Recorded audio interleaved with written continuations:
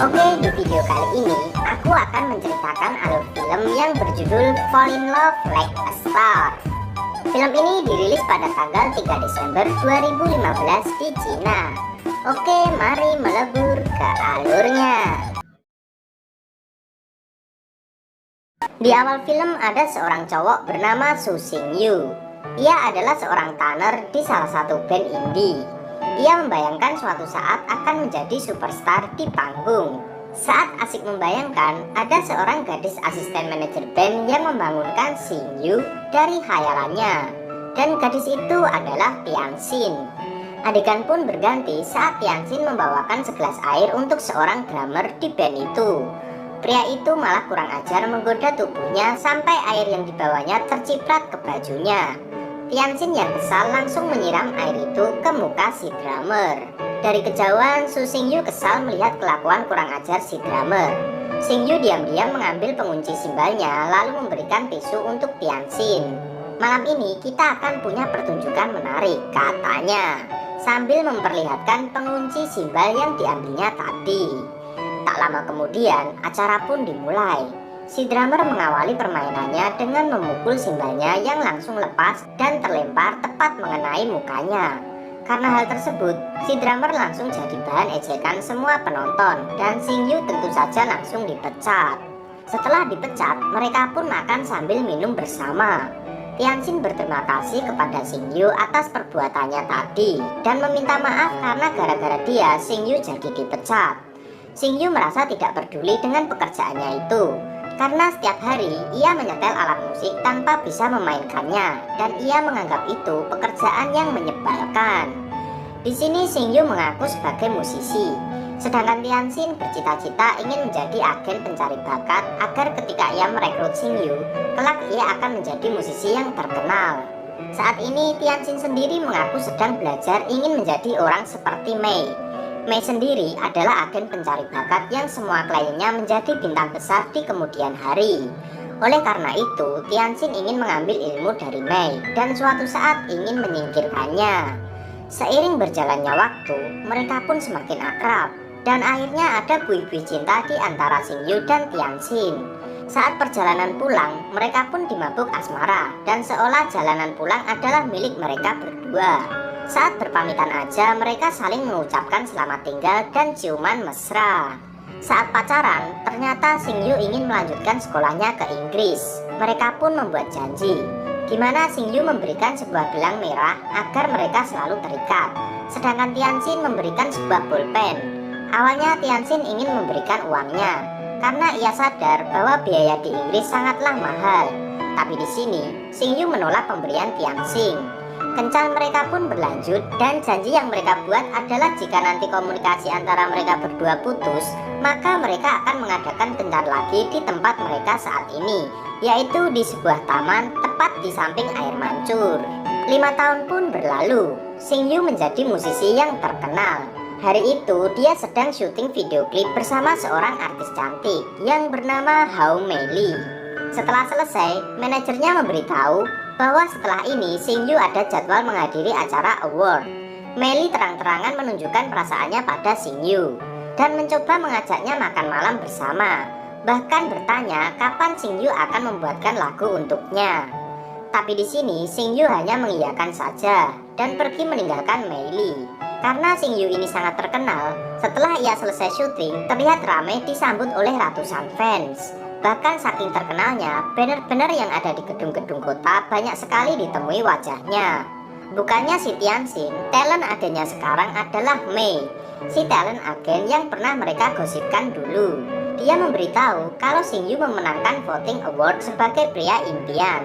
Dan sepertinya 70% wanita muda Cina ingin menikahi Xingyu. Di sini Mei menerima tawaran untuk ikut serta dalam pengambilan film idol remaja. Karena Mei tidak berdiskusi dengan Xingyu, tentu saja ia menjadi marah. Xingyu marah karena ia ingin fokus dalam bidang musik, sebab musik adalah keahliannya. Tapi Mei bersikeras kalau Xingyu bisa terkenal karena dukungan dari perusahaan agensi dan membuatnya menjadi seperti sekarang. Mereka pun masih saling adu argumen. Sampai pada akhirnya Xingyu hanya bisa mengalah pada Mei. Ya namanya juga cewek, ups. Di kejauhan, Tianxin sedang memberhentikan taksi, lalu memberi saran pada Pak sopir tentang jalan-jalan mana saja yang harus dilewati untuk menghindari macet, karena dia tidak boleh terlambat hari ini. Ternyata hari ini adalah hari pertamanya bekerja di sebuah perusahaan talent agen. Ia juga tidak tahu ternyata perusahaan yang ditujunya itu adalah perusahaan tempat Xing Yu berada. Saat berada di perusahaan itu, tiba-tiba saja Tianxin bertemu dengan Xing Yu. Mereka saling tatap sambil diiringi lagu romantis. Mereka telah lama berpisah, hingga pada akhirnya mereka berdua dipertemukan lagi secara tidak sengaja. Adegan pun kembali 3 tahun yang lalu, tepat ketika Xing Yu melanjutkan sekolahnya di Inggris. Di sana Xing Yu kerja paruh waktu sebagai pencuci piring. Mereka masih saling berhubungan, hingga pada akhirnya Tianxin malah tiba-tiba minta putus. Xing Yu mengira dia cuma bercanda, tapi Tianxin mengklaim kalau dia serius. Tianxin mengatakan bahwa telepon dari Xing Yu selalu mengganggunya. Sekarang Tianxin mengaku sudah mempunyai pekerjaan dan akan menemukan cowok lain untuk pengganti Xing Yu. Semua perkataan dari Tianxin ini sebenarnya sangat bertentangan dengan apa yang ia pikirkan. Mungkin saja Tianxin memutuskan Xing Yu agar Xing Yu bisa fokus saat melanjutkan sekolahnya dan tidak menghambur-hamburkan uangnya hanya demi menelpon dirinya.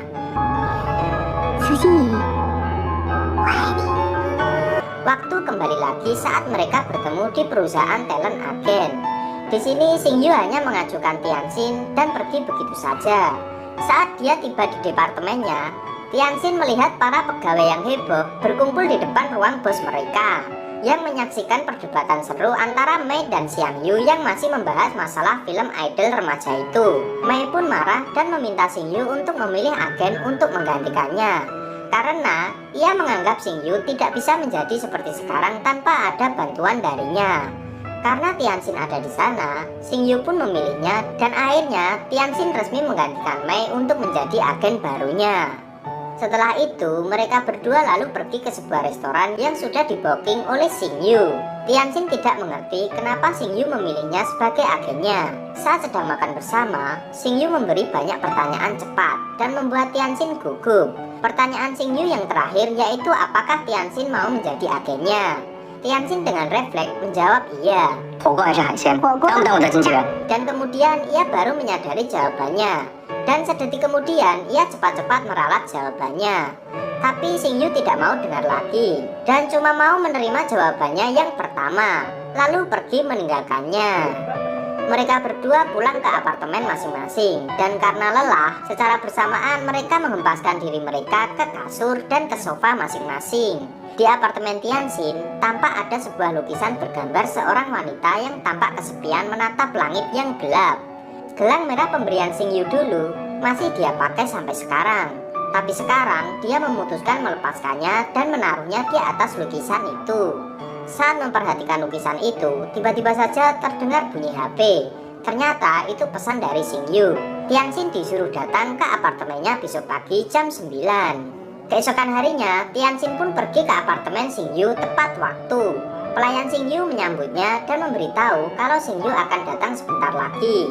Lalu Tianxin menunggunya sambil berkeliling melihat-lihat kemewahan apartemen itu dan melihat berbagai macam alat musik modern dan tradisional yang dikoleksi Xing Yu.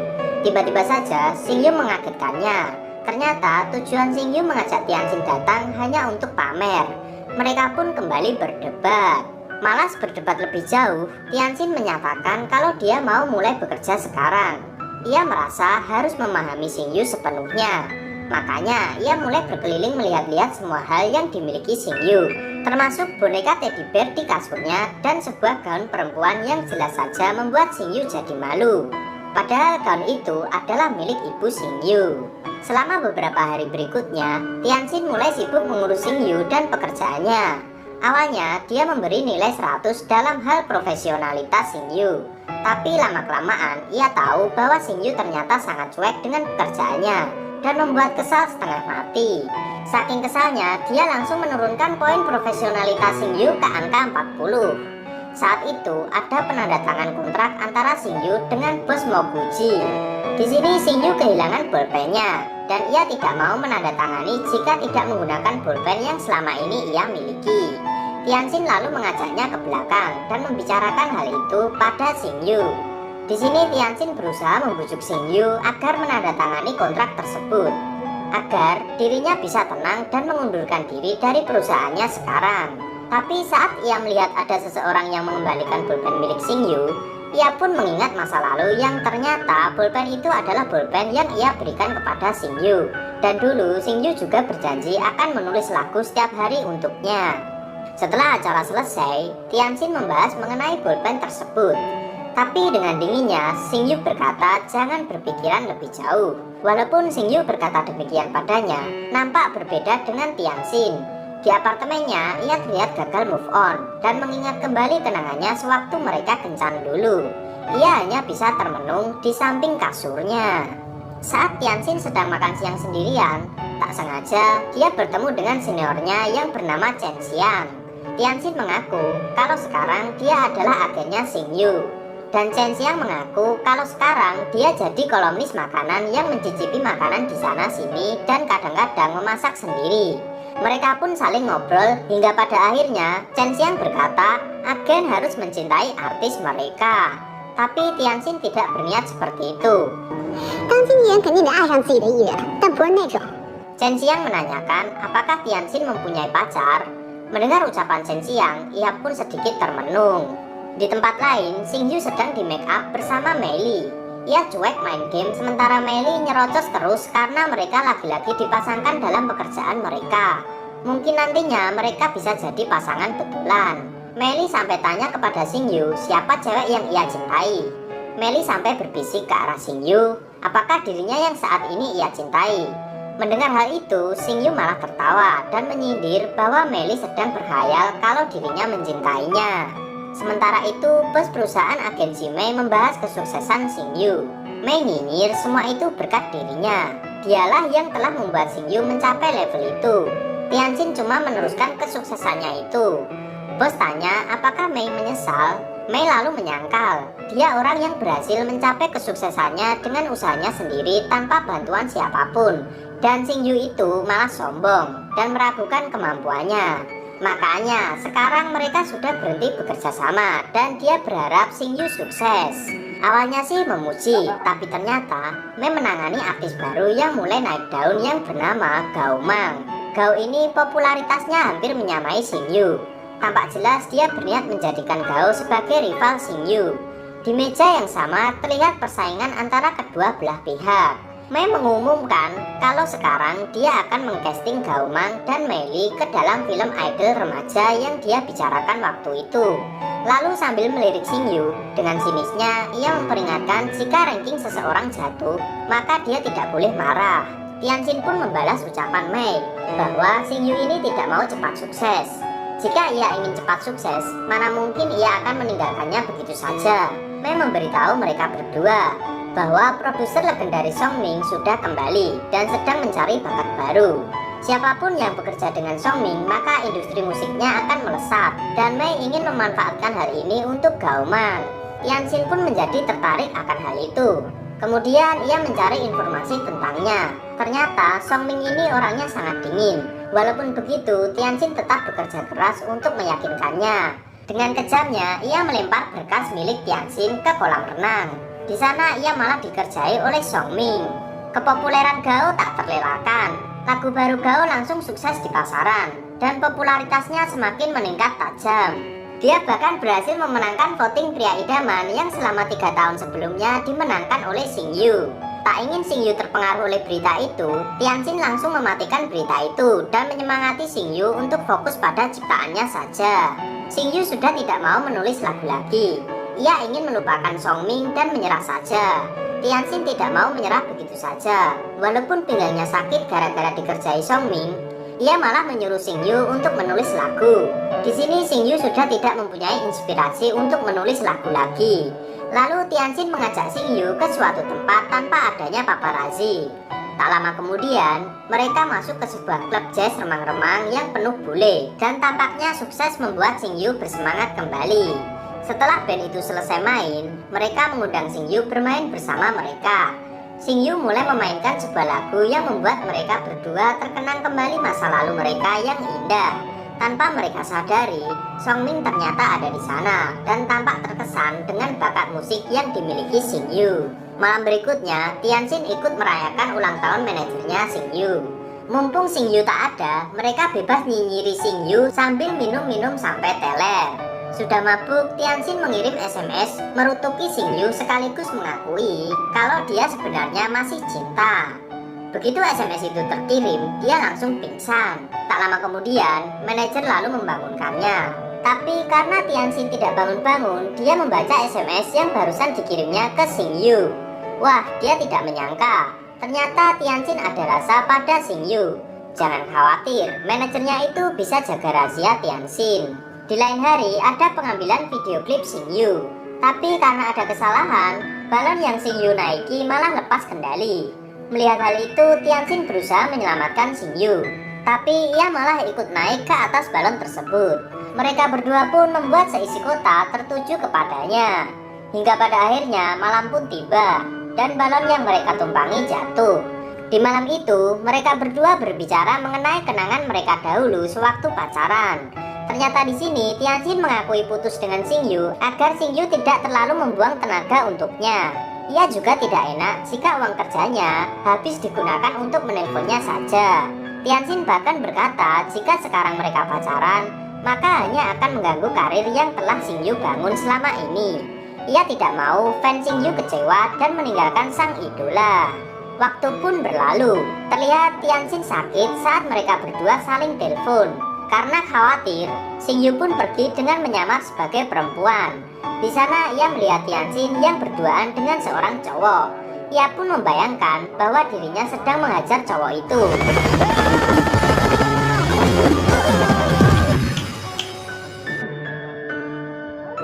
Di sini Xiang Yu tidak tahu bahwa cowok itu hanya teman dari Tianxin, si Chen Xiang. Tapi Xingyu sudah terlanjur cemburu. Karena sebelumnya cemburu, Xingyu balas dendam saat syuting adegan romantis bersama Mei Li. Saat Tianxin cemburu, ia malah mengajaknya untuk makan malam dengannya sebagai permintaan maaf. Ternyata di sini Tianxin balas dendam pada Xingyu dengan membawa Chen Xiang, sedangkan Xingyu mengajak Mei Li. Mereka berdua ternyata saling ingin membuat pasangannya cemburu. Hingga pada akhirnya mereka malah berpelukan ketika Songming menelpon Tianxin dan memberitahu bahwa Xingyu akan dijanjikan untuk dibuatkan album baru. Melihat kesuksesan Xingyu, tentu saja Mei tidak merasa bahagia. Kemudian ia menyewa seorang paparazzi untuk menjatuhkan nama baiknya.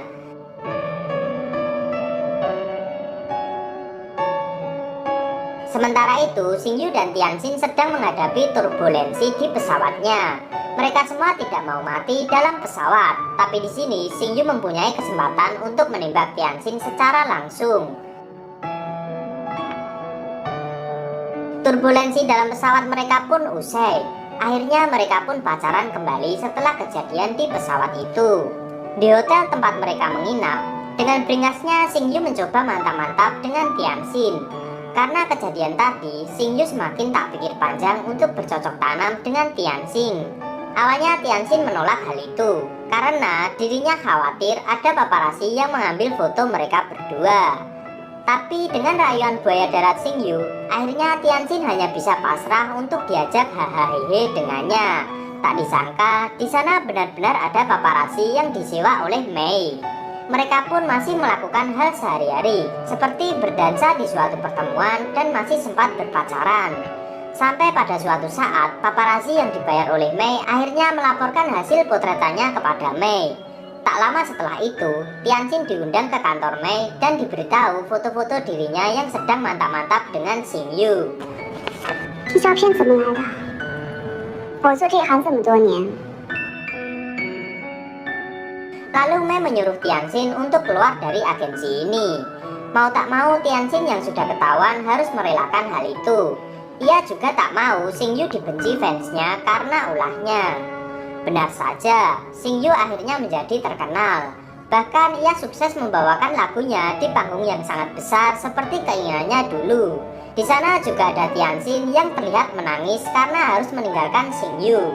Di balik panggung, Tianxin menulis beberapa pesan untuk Xingyu di kaca, yang membuat adegan di sini benar-benar menyedihkan bagi kisah cinta mereka berdua. Setelah itu, mereka berdua sama-sama frustasi karena hal itu. Tapi setelah sekian hari berlalu, Xingyu masih terlihat merindukan Tianxin. Dengan pulpen pemberian Xingyu, ia membuat lagu dengan judul Miss Xingyu. Lagu yang Xingyu buat tersampaikan ke Tianxin. Terlihat mereka berdua menangis walaupun di beda tempat dan waktu. Ternyata Xingyu dipegang kembali oleh agen Mei. Setelah itu, terlihat Xingyu dan Gao Mang hadir dalam sebuah acara penghargaan sebuah lagu. Ternyata Tianxin juga hadir di acara tersebut untuk melihat Xingyu. Saat acara berlangsung, Xingyu memenangkan penghargaan dan maju untuk melakukan sambutan kemenangannya. Setelah berterima kasih kepada agensinya, ia malah berkata bahwa dirinya masih mencintai agennya yang dulu, yaitu si Tianxin. 相信我，支持我，他是我的第一个粉丝。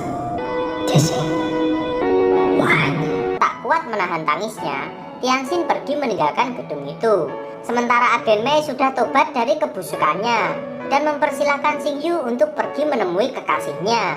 Mereka berdua pun akhirnya dipertemukan kembali di tempat yang dulu saat mereka kencan pertama kali, yaitu di taman dekat air mancur.